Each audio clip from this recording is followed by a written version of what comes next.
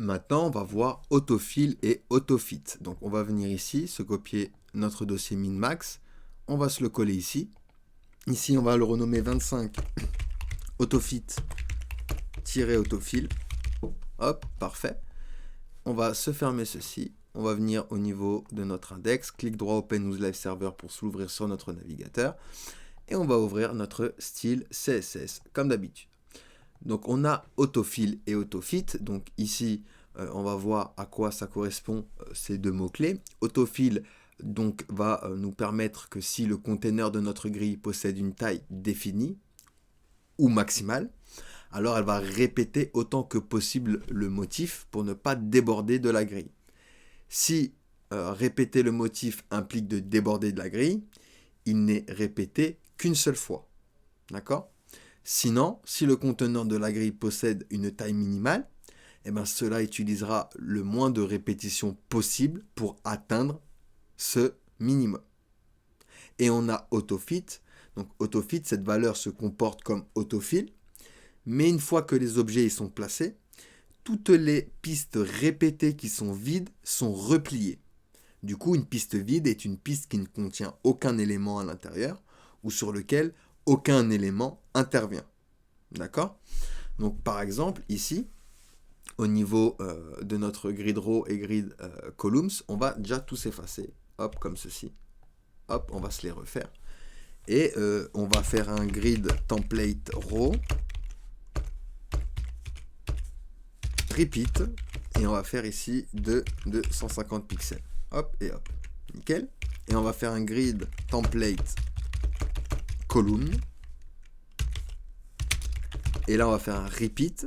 Ici, je vais faire autofill, pardon. On va commencer par autofill. OK. Et ici, je vais faire min max 100 pixels 1 FR. Hop et hop. Nickel. Parfait. Donc, du coup, qu'est-ce qui s'est passé ici, à votre avis? Eh bien, il a pris, du coup, ma height, d'accord? Autofill. Il a pris ma height, il a vu qu'il faisait 600 pixels. Et puis, il a divisé, du coup, ma grille par 100. Du coup, il a créé comme ça, hop, que des colonnes par 100. Et ici, je vais avoir une colonne, d'accord? Une colonne vide, donc une piste vide, d'accord? Donc ça, c'est une piste vide. Et du coup, eh ben, on va voir du blanc ici parce qu'il est compté comme une colonne. Donc ça, c'est autofill, d'accord? Et du coup, ce qui est intéressant avec ces propriétés, c'est qu'on va pouvoir faire du responsif. Regardez, hop, ça se wrap comme ceci. Tac, tac, regardez. Hop, hop. Vous voyez? Hop, ça se wrap. Et ça, c'est intéressant. C'est intéressant parce qu'on va pouvoir du coup faire du responsif un peu comme Flexbox très rapidement grâce à autofill. Et on a autofit. Donc du coup, ici, je vais me faire un contrôle cassé comme ceci. Tac, nickel. Et ici, on va faire un grid template columns. Hop. Et ici, on va faire un repeat, autofit, min-max, 250 pixels, 1 FR. Hop et hop. Parfait, nickel. Et du coup, qu'est-ce que ça va me faire ici? Eh bien, ça va me faire la même chose, du coup, mais avec, du coup, ma hauteur, déjà. Donc, ça va prendre ma valeur. Donc, ça va se comporter comme autofill. Ça va prendre ma valeur.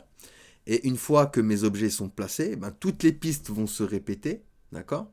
Et malgré qu'il y a un vide à côté, eh ben, ça va permettre à mes éléments, du coup, de prendre tout l'espace disponible, de se départager l'espace.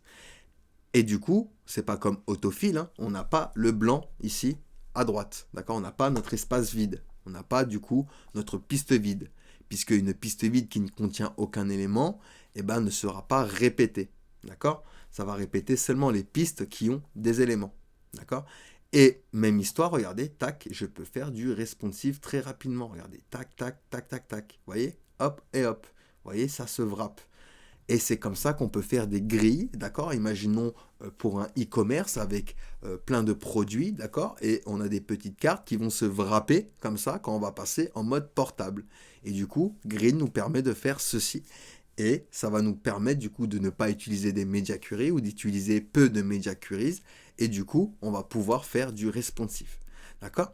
Donc voilà pour autofit et autofill. Allez, on passe du coup à la suite.